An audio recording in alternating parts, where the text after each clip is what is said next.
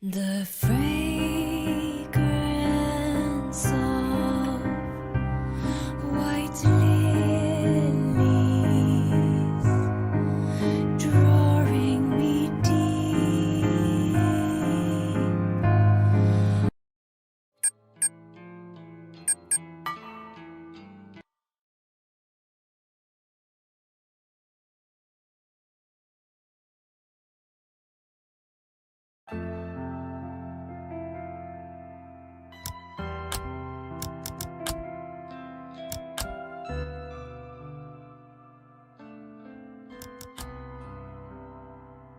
My typing is hesitant and distracted this morning.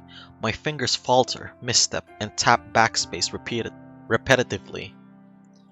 This is no good. I can't focus on work while I'm staring at the top of Tomoe's head, popping up from behind a monitor a few desks away. Even my work playlist isn't inspiring me to pulverize the keyboard today.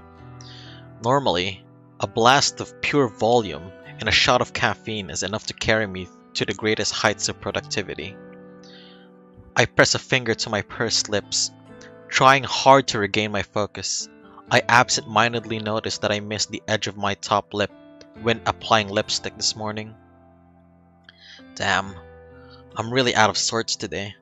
At least I managed to apply some extra blush to cover up the faint bruising on my face. I might have overdone it a little, but it's better than looking like I stepped out of a boxing ring. Good morning, Noriko! Boy, have I got some neat news for you! I'm so absorbed in my own thoughts that I barely register Shinya standing in front of my desk. Noriko? Excuse me? Noriko? Are you in there?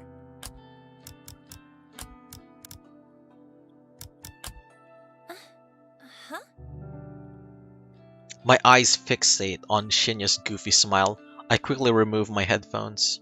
Fujikawa, Shinya, sorry. Hi. Are you okay? Yeah, I'm fine. Tired is all. Oh, I hear you. I was up late last night. Boy, I must have been up past 10. Just could not put down this new crime thriller I've been reading. Oh, yeah, right. I was up late reading too. Your horror novels, right? Don't they leave you feeling a little scared before you go to sleep? No, not really. It's all fiction, so it's pretty easy to distinguish from reality. Is that so? Wow, that's not like my book at all. The crimes in this story are all based on real cases. My jaw hits the floor every time I turn the page.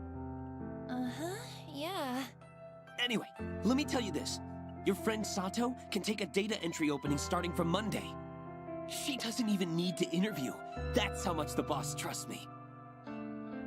I'm genuinely impressed with Shinya's ability to score Aoi a job. Say what you want about the guy, but the bigwigs obviously have faith in him. Wow, Shinya! I don't know what to say. Thank you. Thank you so much. Don't thank me yet. Sato is going to be worked to the bone. I hope she's prepared for it. Trust me, anything will be better than her current job. Really, thank you, Shinya. You came through for us here. Well, I'm just... Hey, Sure, shoot. shoot! Oh, right. An expression.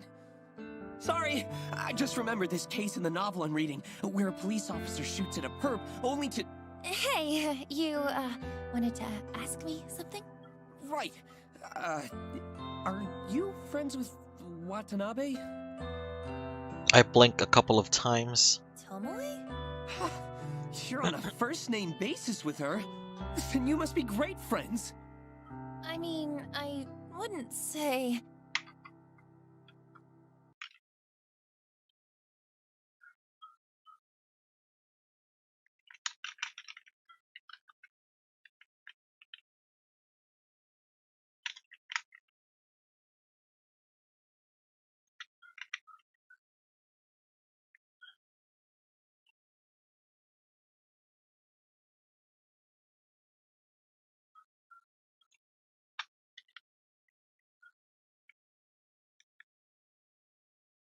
Listen, would you mind putting in a good word for me with her? I'm I'm kind of interested in taking her out sometime. But I could never ask her myself. I'm stunned, gobsmacked, speechless. Shinya likes Tomoe? I thought he likes me. Is my intuition wrong? I wonder if the clues have been in front of me this whole time. What else haven't I been seeing? Noriko? What do you say? Shinya, look. Honestly, I'm not really friends with Tomoe. I don't think I can help you. Oh, I see. That's a shame. I thought maybe you were close. Darn. I guess there's not much to be done, is there? Even after I helped you and Sato out and all. Is he seriously trying to guilt me? I have to hand it to him. I didn't think he had it in him. Well, I suppose you can just tell Sato to start work on Monday morning. Guess I'll see you around the office then. Shinya leaves, and I bury my face in my hands. Has this world gone mad all of a sudden? Shinya likes Tomoe, not me. It's not that I'm disappointed. Hell, I don't have feelings for the guy, but for him to be interested in someone vapid like her just blows my mind. To add insult to literal injury, Tomoe assaulted me yesterday. She has a vicious, violent side to her that Shinya doesn't know about. He could be in real danger if he pursues her. I'm completely unable to process what I should do. Shinya scored Aoi a job, and I'm truly thankful. Do I feel like I owe him one? Should I ask Tomoe out for him, or warn him about her? I need to clear my head. I decide to step away from my desk and visit the restroom.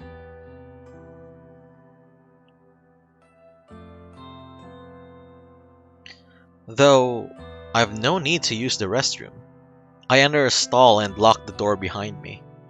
Sitting on the toilet's closed lid, I lean back and exhale.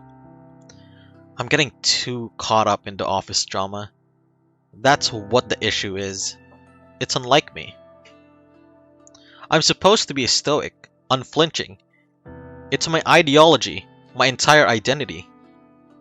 My emotions are better locked away than stitched on my sleeve. I'm Corpse Girl, for crying out loud. My purpose is bigger than all of this. I'm destined for greatness. The day will come when people fear my name, right? I shake the doubts from my mind and pat my cheeks. I'm doing all of this for the right reasons. I know I am. If I start doubting myself now, I'll never see my mission through. An unfamiliar jingle rings out through the restroom, echoing off the walls. It sounded like a phone alert, but where did it come from? It takes me a few seconds to realize I have my own phone in my hands and it's vibrating incessantly. I must have grabbed it subconsciously from my desk when I stood up. The screen is lit up and the message reads, "One new article matches your custom filter. Dead body, lol." Wait, what? The auto newsfeed I set up last night? It actually located something? I hurriedly unlock my screen and open a certain app, the same app I was trawling through last night looking for obituaries.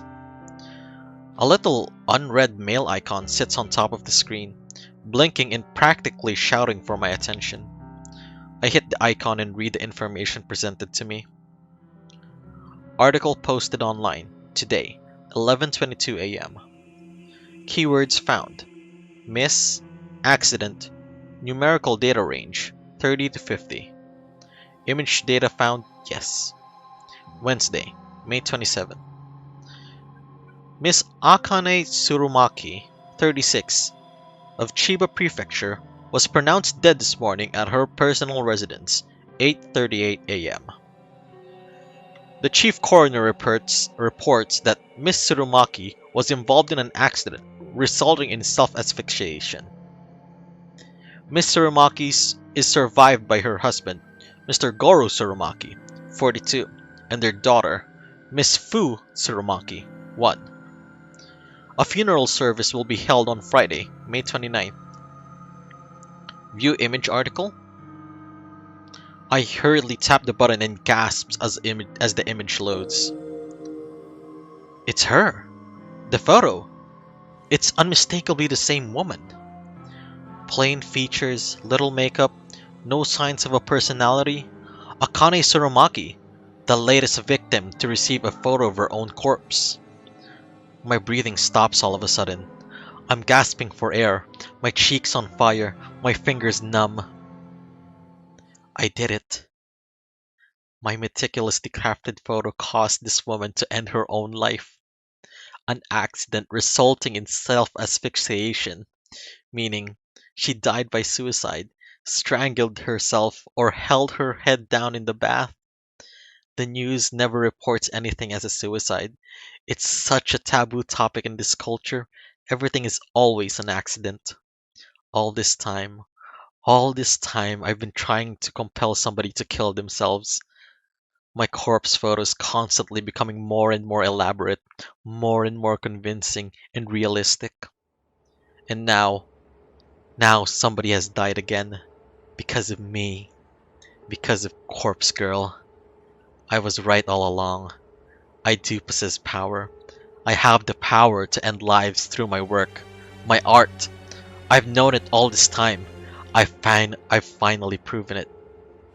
Ruri Hatano's death planted the seeds of the belief in my mind, the belief that Corpse Girl is more than a mortal being. And now, Akane Tsurumaki's demise has caused those seeds to bloom and blossom into pure certainty. Corpse Girl truly can end lives. It's a wonderful revelation, and it relieves my turbulent mind. However, I can't get my fingers to scroll back up it to reread the obituary. My hands aren't functioning, my legs dangle lifelessly from the toilet seat, and my coffee from this morning is working its way back up to my throat. I feel a sting of tears in my eyes. Sweat trickles on my forehead, dripping down my uncharacteristically thick makeup. All of a sudden, I can't breathe. My lungs refuse to take in any more oxygen. I panic and fall forward, miraculously slamming my hands into the stall door to prevent my head from colliding with the floor. My nails scrape against the door's enamel paint, peeling down chunks of green from the surface as I slide down. Down and down until my head rests comfortably on the damp tiles. My eyes roll back and my tongue lolls out to the side of my mouth, dangerously close to the tiled floor, but completely out of my sight and mind. I taste foundation and blush, a little bit of sweat, and then nothing at all, as the still air envelops my taste buds. My photo killed that woman. That woman killed herself because of my photo. My photo killed that woman. That woman killed herself because of my photo. My woman killed that photo of herself because of that photo of the woman who killed herself in that photo. My eyes begin to regain their focus, and my stomach turns, heaves, and shakes, and warm coffee spills from my lips as I try to smile, but I only manage to gurgle. The gritty paint underneath my fingernails has a rough texture that I don't like very much. I feel queasy and ecstatic at the same time. It's a horribly wonderful feeling that I could do without. So much for stoic, unflinching Noriko. Remember, stoic, unflinching Noriko? This is her, riding in the bathroom floor, her lungs working once more and her breath ragged and gasping, sucking in air like a mosquito sucks in blood. This is Noriko. Noriko with her grandiose fantasies of death and killing people without having to kill them at all. Without having to leave her apartment because the outside world is scary and there are people out there probably trying to kill her. This is Noriko. Me.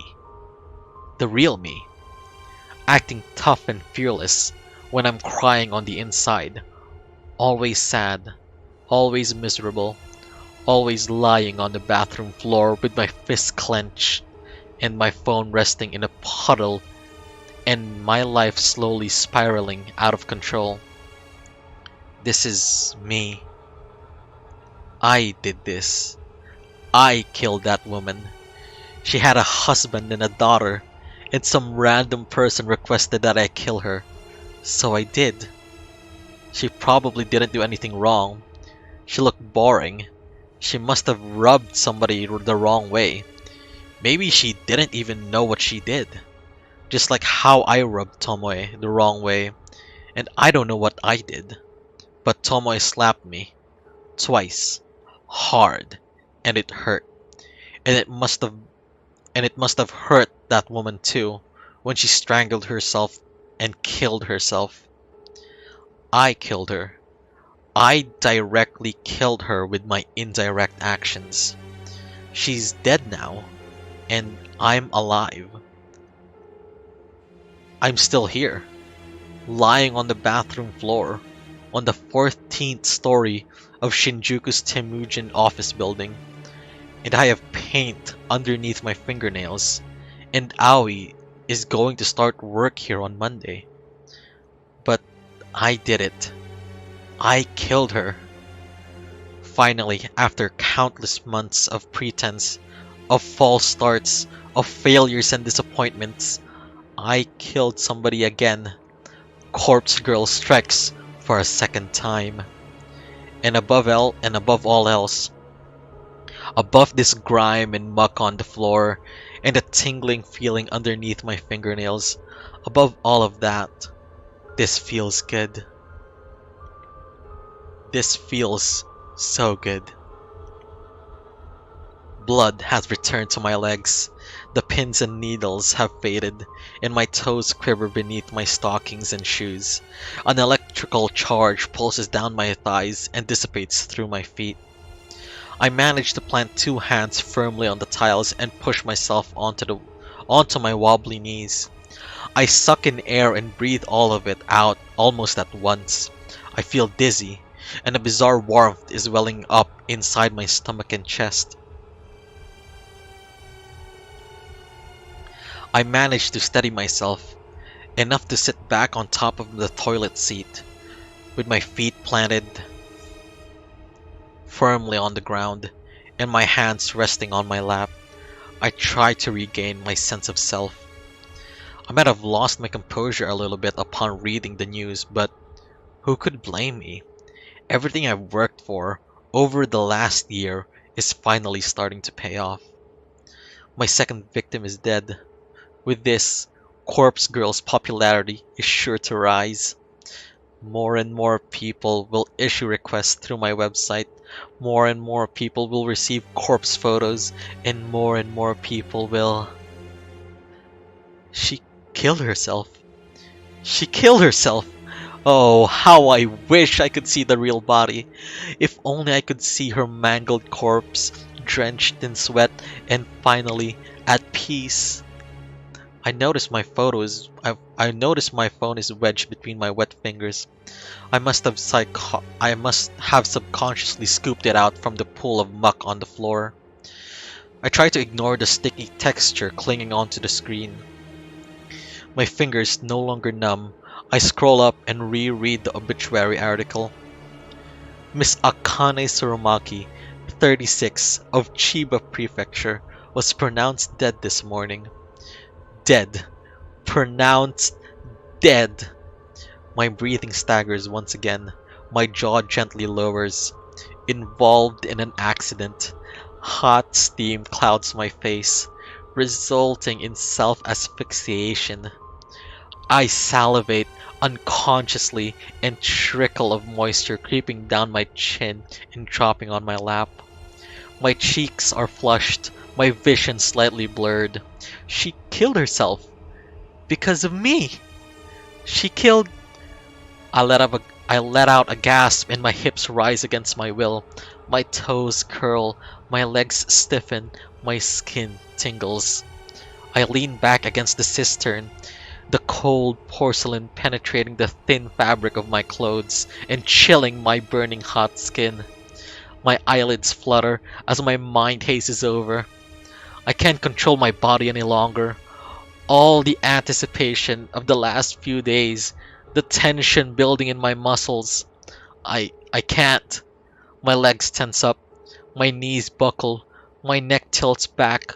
A whispered gasp slips softly between my lips. My phone falls to the ground once more as my fingers slowly uncurl. The dull tink sound as it hits the floor is the last thing my foggy mind registers before I drift away.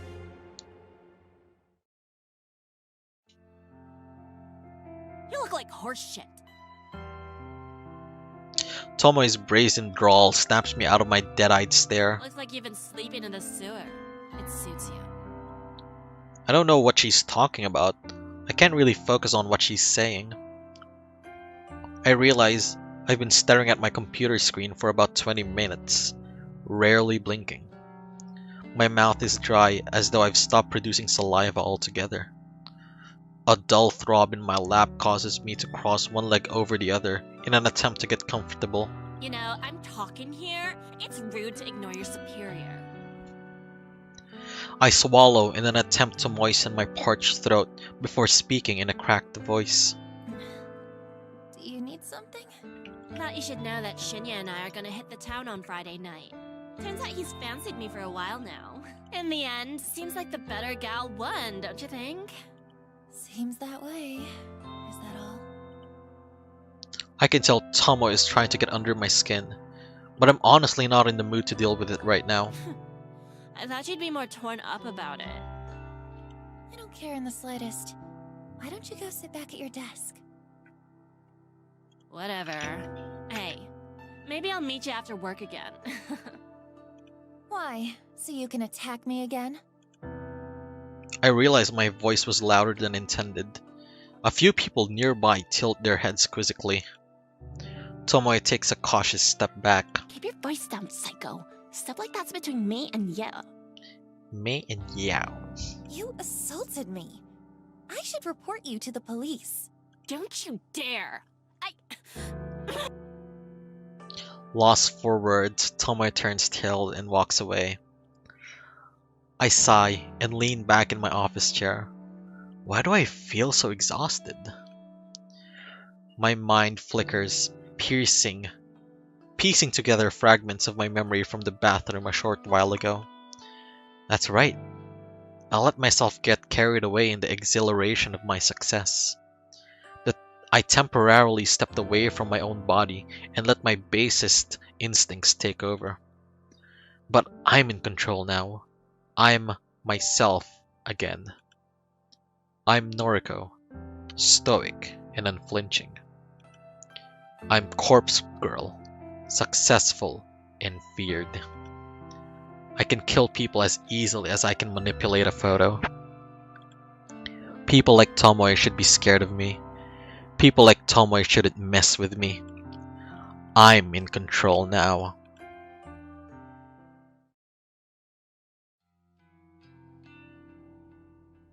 Climbing the steps of my apartment is always such a chore. I wish I'd moved into a building with an elevator, but I simply couldn't afford to when I first moved out of my own last year. These old apartment buildings creak and groan when you ascend the stairs. On top of that, you can hear the bustling of the other people within their tiny homes as you progress up each floor. There's always a slight whiff of mold or mildew whenever I ascend the stairs. I want to chalk it up to the fact that the building is so old, but it's possible some of the residents here don't keep their apartments very clean. At the very least, this neighborhood is decent. I feel safe in my home, even if it's small and cramped. And my neighbors are respectful from what I can tell. Not that I really know them at all. In fact, the only neighbors I have contact with are the very same ones I leech Wi-Fi from. Some middle-aged divorced guy named Kenji, who lives on the floor below me, and his daughter Momo. Kenji's a decent enough guy. He works overnight, which unfortunately means Momo is left at home alone a lot in the evenings. Momo's a sweet girl, perhaps 6 or 7 years old. Occasionally, I hear her singing drift up to my apartment, but it doesn't bother me too much. She's just a kid. It's the very same Kenji and Momo that I bump into when I'm climbing the stairs this evening. Oh, good evening. Hello. We're just on our way to get some dinner. Isn't that right, Momo? Yes. That sounds nice. I hope you have a good meal. Thank you.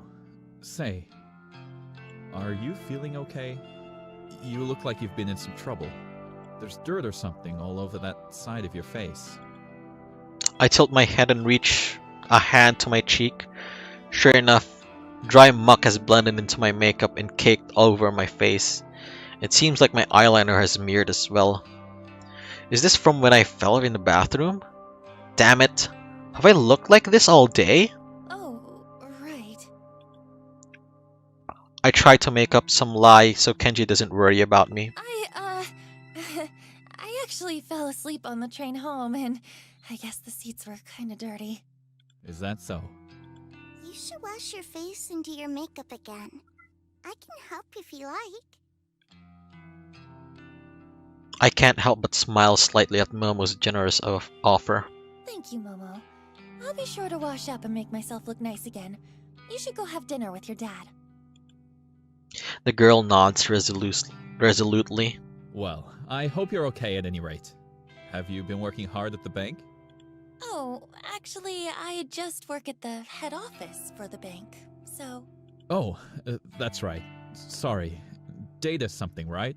Yeah, data entry. It's a bit dull, but I'm happy enough. That's good. That's very good. I know it's hard for kids like you to get good work in this economy. When you find a job like that, you really have to hold on to it. When I was your age, I could only find cleaning work. I must have had a dozen different janitorial jobs before I met Momo's mother. I blink a couple of times. It's not like I talk to this guy often. Really, we hardly know each other. Still, I've never heard him actually mention Momo's mother before. Most of the things I know about him, I've just pieced together from context. Mom? Of course, things are different now. I have Momo, and her mother isn't around anymore. Cleaning work doesn't cut it these days. I was really lucky to get into security. It means I can work overnight while Momo sleeps, and I can still take her to school every day. Security? Of course. Now I remember. He did mention when we first met. That's what he does for a living. If memory serves, he works for a private security company. I assume he guards corporate offices or parking lots. Something like that. Anyway, what was I saying? Oh, yeah. Hold on to a job if you like it. That's very important. Thank you. I'm happy at Temujin, so I plan to stay there. Very good. Oh, Momo was telling me earlier what she wants to do when she grows up. Weren't you, Momo? Dad? Come on now. Tell Naruko what you want to be. A scientist. Wow, a scientist. That's a great job. I'll be rooting for you, Momo.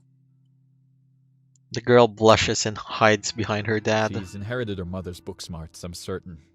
She definitely didn't get her brain from me. Anyway, we're gonna get going. Enjoy your evening, Naruko. Thank you, you too. Bye-bye, Momo. Bye-bye.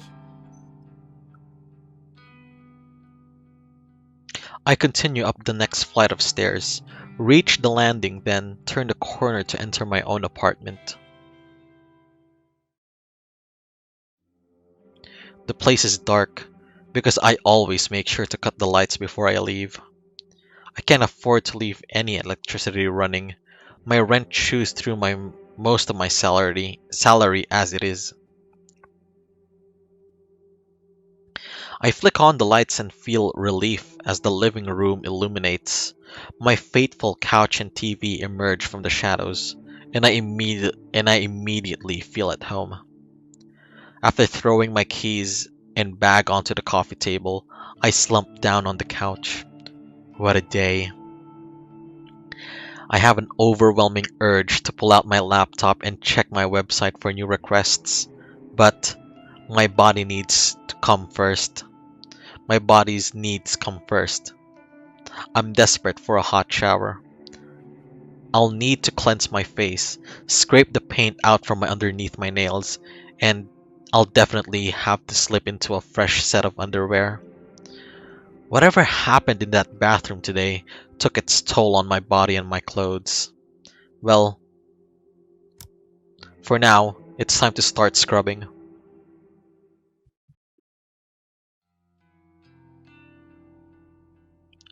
May 28th, Thursday morning. The convenience store is a little more crowded than usual. The mundane chatter of business people, students, and workers buzzes in the air like a swarm of relentless flies.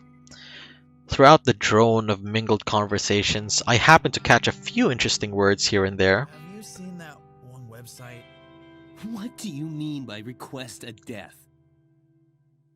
My lips curl into a half smile, half snarl. Since he always cheats, I thought I might upload his photo.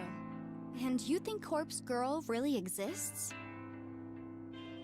To hear so many people talking about Corpse Girl's website is enough to make my nerves tingle. However, I know they're not talking about it because of Akane Surumaki's death. As far as I can tell, her death wasn't reported to the news as a suspicious case.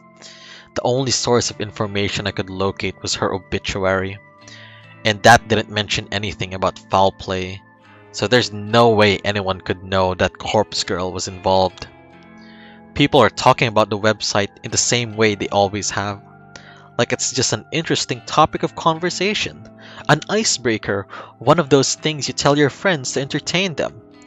And therein is my issue with the website as a topic of conversation. It's just an urban legend, a point of discussion that inevitably fizzles out and is forgotten. People talk about it, people visit the website out of curiosity, but very few people take action and request a death. That's the part that annoys me. If people don't actively participate on how I can prove myself to the world. How can Corpse Girl claim her victims if there are no victims to be claimed? As long as the website is simply a talking point, a myth, an icebreaker, then Corpse Girl's ambitions will remain unfulfilled. To be fair, I haven't yet provided a compelling reason for people to take this website seriously. The death toll is humiliatingly low. I need to ramp it up and step up my game for Corpse Girl's sake. Until I manage to do that, people will continue to simply discuss the website in hushed tones, like it's some taboo fantasy that shouldn't be spoken of. But with some more time and some more victims, soon everyone will know to fear Corpse Girl. Thanks to the constant drone in the convenience store, I barely registered the quiet melody of a ringtone. Eventually, my ears become keen enough to pick it out, and I answer my phone. Hey. Good morning, Noriko. Is this a bad time? Not at all. I'm at the convenience store. Oh, good. I wanted to catch you before work. No worries. I actually meant to call you yesterday, but the day got away from me. That's okay. I wanted to ask if you spoke to Shinya yet? I sure did. Guess what? What? You start work on Monday. You'll be doing data entry with me. We might even get to sit near each other. Oh my gosh. Really? Are you telling the truth? Of course. When have I ever lied to you? Oh, Noriko. I'm so excited. Thank you. Does this mean I can quit the maid cafe now? Yep. Quit today if you can. Oh my gosh. Thank you. Thank you. Allie, are you crying? I'm so happy. Making Aoi so overwhelmingly happy feels really good. I care so much for this girl. Her happiness is vital to me. I owe you so much. And Shinya, too. I know. I'll buy him a gift to give him on my first day. Do you think he'll like that? Yeah, I'm sure he will. That's a great idea, Aoi. What does he like? I managed to spill the answers to that without having to think twice. Crime novels. Oh, really? His dad is a detective, right? Okay, I can get something like that. Right now, I'm going to march into the cafe and quit. You tell him. Good luck, kid. Okay, bye, Noriko. The call ends and I smile. Aoi sounded so happy. I'm really glad that I could help her out. She deserves to be happy. I barely have time to select a can of coffee from the line of refrigerated shelves before my phone rings again. Huh? Aoi? Sorry to call again, Noriko. I just, something was bugging me, so... What's up? Did I, this is going to sound stupid. Did I thank you for getting me the job? Oh, yeah, you did. A few times, I think. Okay, phew. I just wanted to check. It was bothering me, and I didn't want to come off as ungrateful, so, you know what? Just to make sure. Thank you, Noriko. Okay, I'm going now, really. Bye-bye. Bye, Aoi. The call ends and my brow furrows. That was strange, but maybe not so strange for Aoi. I guess she really wanted to be polite. I shrug it off and return to selecting my coffee for the day.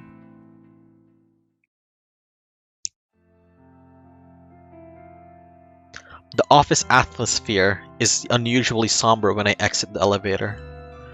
There are fewer people around than normal. Some executives I rarely see on this level are hovering around in one of the glass-screened cubicles to one side of the floor. I spy Shinya standing at his desk, talking quietly on the phone. He's nodding and bowing a lot, despite the fact that whoever is on the other end of the call can't see him. I want to ask somebody what's going on, but nobody seems to notice me arriving. I shuffle my way to my desk and sit down. I spent some time looking over the spreadsheets of today's tasks. After going through it thoroughly, Shinya arrives in front of my desk, unseemingly out of breath. Noriko, has anyone filled you in yet? No, what's going on? Why is half the office empty? Well, you see, somebody within the company died yesterday. Oh? Somebody we know?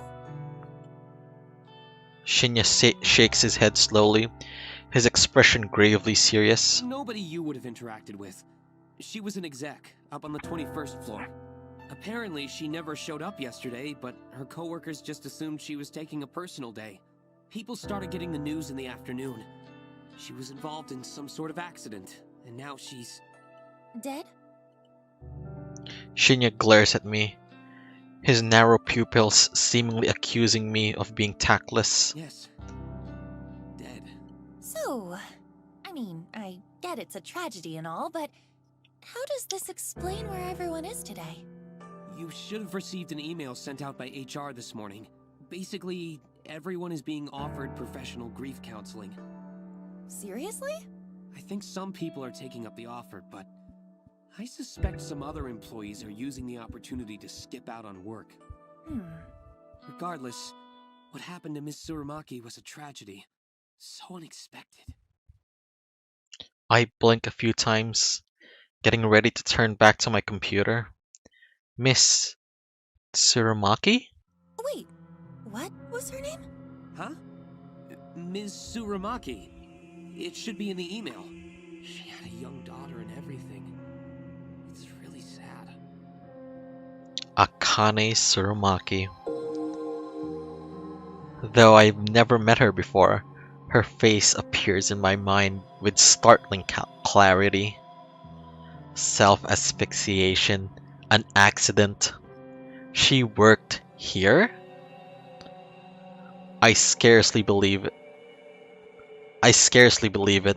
It's true that this is a massive company with thousands of employees Japan-wide, but still, for her to work in the very same building as me, it's too coincidental. It doesn't feel right. Would I have gone through with killing her if I knew she worked in my building? This scenario creates more questions than answers. The person that requested her death, do they also work here? It would have to be somebody who knows her well enough to want her dead. Odds are high that they work here as well. You okay? I realize that I've been spacing out, and I turn back to Shinya. Yeah, sorry. Just thinking is all. Well, grief affects us all in different ways, I think. The details for the counseling sessions are in the email. Be sure to take up the company's offer if you think it'll help. As for me, I think I'll be okay. Some quiet reflection on the matter should help clear my head. Sure, okay. Plus, I have a date with Tomoe to look forward to. It's important to look ahead in times like these, isn't it? I think I read that somewhere. Ugh. Yeah, that's what they say. Very well then. Do your best today, okay? Right. Shinya takes his leave, and I let my shoulders slump. I killed someone from my office building, but I didn't know that at the time. Could my involvement be traced? No. I was careful to cover my tracks. I deleted the photos from my computer and discarded the burner phone's SIM card and trashed the phone itself. There's no way anyone will find out I was involved. Besides, I don't even know if the authorities are treating the case like as a murder. As far as the general information goes, it would seem like it truly is being treated as an accident. I'm in the clear. I know I am. However, I'm sure would like to uncover the identity of the person who requested Tsurumaki's death. The thought that it could be someone I work with makes me way too curious.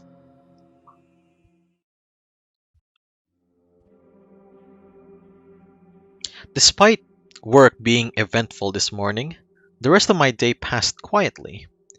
Even Tomoe keeps her distance from me. I wonder if I scared her off when I casually mentioned reporting her to the police.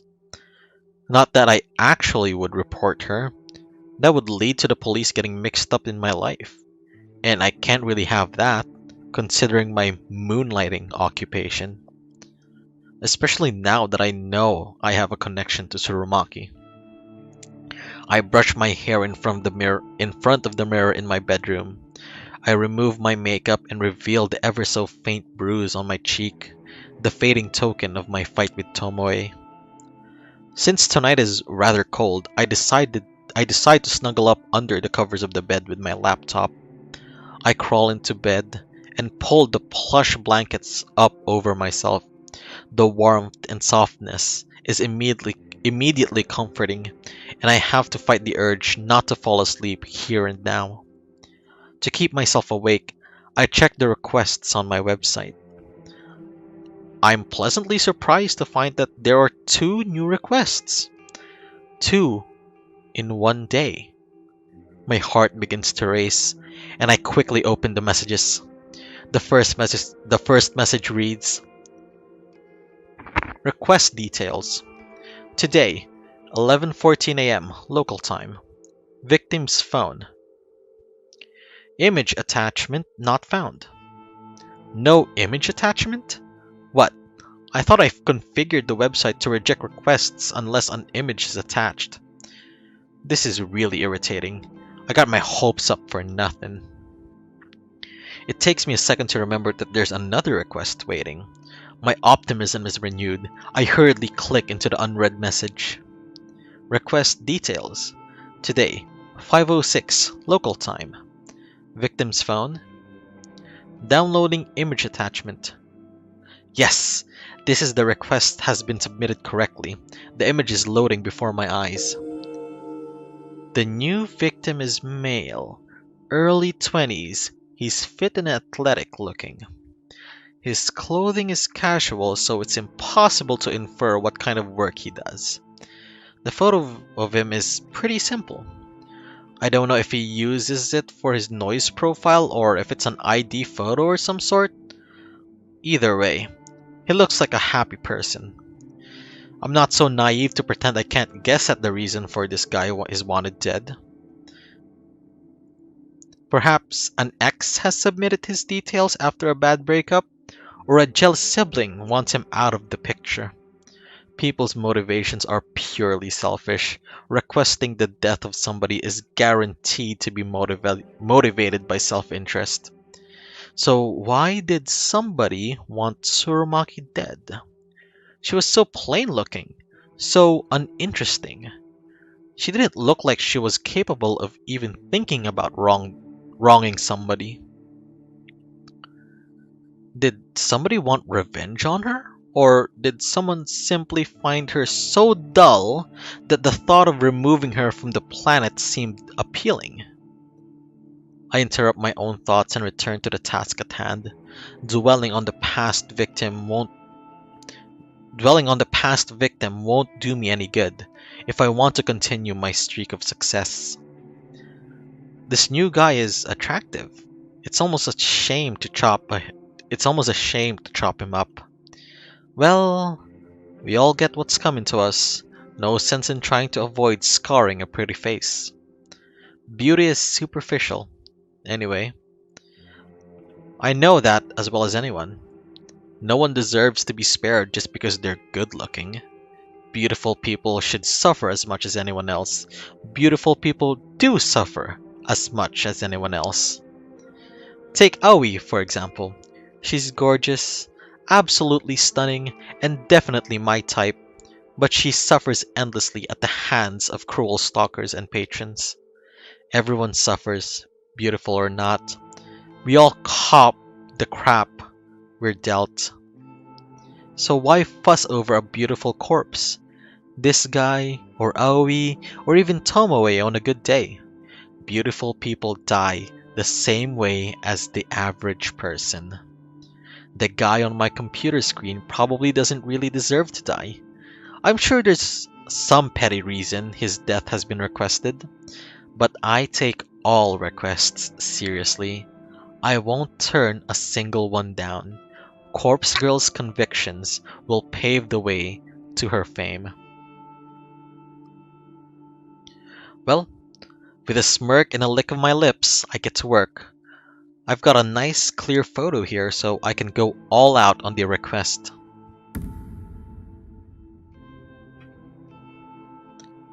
I hit up the DD, the database of the deceased, and spend some time selecting the suitable base image. I hesitate between choosing an image of a corpse with a knife in its throat or a body soaking in a bloody bathtub with its wrists slit. Either image would do just fine, but I really want something special for this latest victim. After all, I have to top my last success, right? Another 5 or 10 minutes pass until I gasp at coming across the perfect photo. Thanks to my clever use of tags and filters on the DD, this image matches my victim's description perfectly.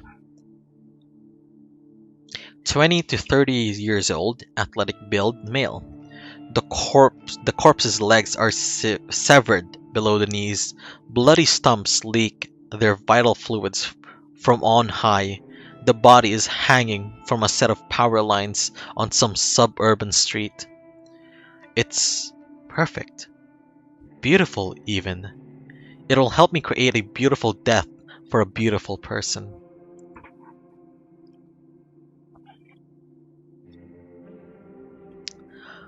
I kind of have to question the story behind this photo. I wonder if the police ever investigated and discovered what happened to this sucker. Well, regardless, this will serve my purpose. I download the highest resolution copy available and save it to my hard drive. My fingers trace along the computer's trackpad with practiced movements, clicking, tapping, dragging at random intervals. The night carries on.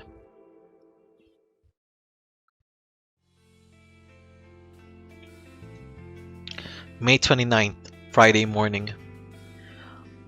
My walk through the train station this morning is confident, cocky, self-assured. When I board the train, I even manage to take a seat for the first time in a while. I withdraw a worn book from my handbag and flip open the cover. There's a name scrawled in blue ballpoint pen on the first page, but it has become faded and illegible over time. I don't quite remember why I picked up this book. Maybe I discovered it at a second-hand bookshop? Who knows? I own so many obscure tomes that I can't be expected to recall purchasing every single one. Its aged cover and weathered spine both bear the same title. Fausse Photographie, a comprehensive history of photo manipulation. This book is written in English, and it's a slog to work through with limited knowledge of that language. But I like to skim through it primarily for the photographs contained within. The examples of early image doctoring from centuries ago fascinates me. The book even features techniques and studies as recent as 1993, when it was first published. It's true that a lot of techniques discussed within are no longer relevant in today's digital age. However, there's a hearty section dedicated to the art of manipulating corpse photos, something that I am indeed very interested in.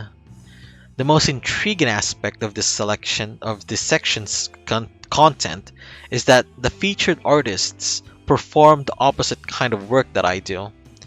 Instead of manipulating images of the living to make them appear dead, the artists in the book edit images of the dead in order to make them look alive once more. In bygone eras, when photographs of people were taken a few and far between, a sect of artists dedicated themselves to honoring the memories of the deceased. They did this by making the photos taken upon death look beautiful and full of life. These photos were gifted to the family members and loved ones. The tradition makes sense. Imagine if you lost someone dear to you and you had no photographs of them. Wouldn't it be wonderful to receive one last memento? A beautiful image of the way that you remember them. Instead of using makeup to beautify a corpse, these artists applied paintbrush and pen directly to the photograph to seemingly bring out the deceased back to life. The impressive aspect of this process is the way they illustrate a corpse's eyes to look full of life. Even though it's a far cry from the work I do, I can't help but feel some sort of kinship with the artists discussed in this book. Surely we are cut from the same cloth. Browsing through the images in this book inspires me to work hard at my own photo editing. Many of the pictures are in black and white, but to me, that only drives home how impressive these old techniques were. I finish flipping through a chapter and close the book.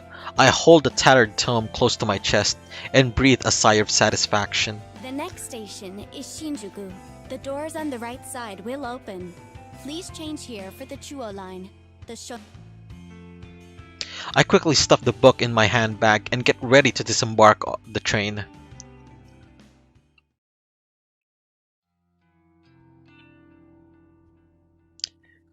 When I'm certain nobody is looking, I carefully open the lid of the large dumpster in front of me.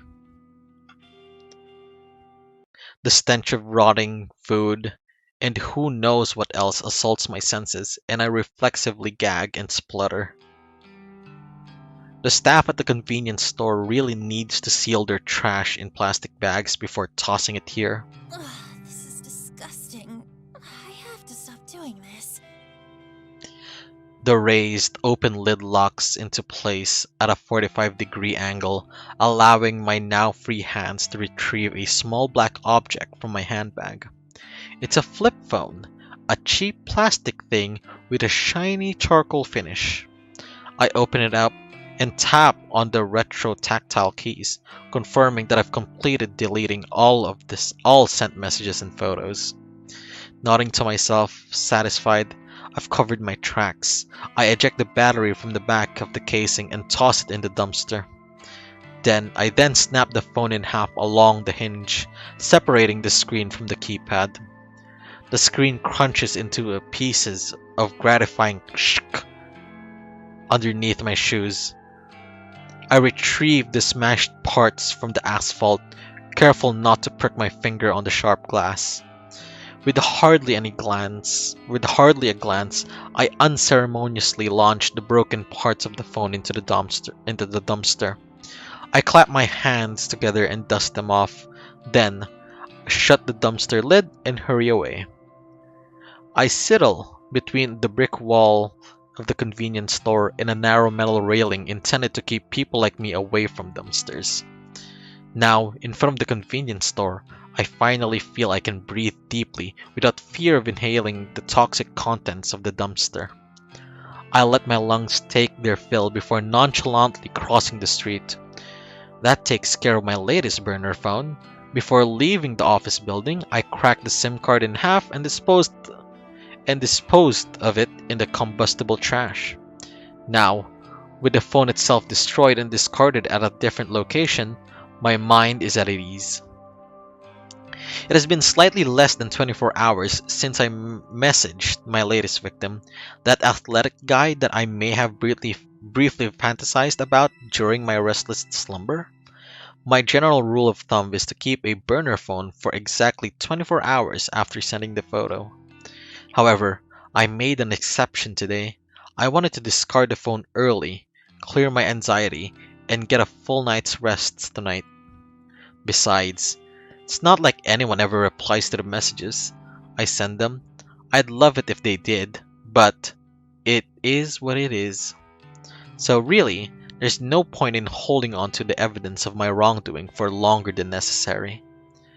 If memory serves, I wrote tomorrow's date on the latest victim's timestamp, May 30, 10:31 a.m. The victim may decide to kill himself today, of course. He could end up just like Akane Tsurumaki. But if he's anything like her, he'll hold out until just a few hours before the designated time. He'll let panic and fear boil and build inside him until he can't take it anymore. Or someone else will come along and end it all for him. Can't be sure. I still don't know what happened to Ruri Hatano. Did she kill herself, or did someone else snuff out her life? Either way, I'll start researching obituaries tomorrow. I'm confident that this will be another successful request. If it is, I'll truly be on a winning streak. With butterflies in my stomach, I cross the road.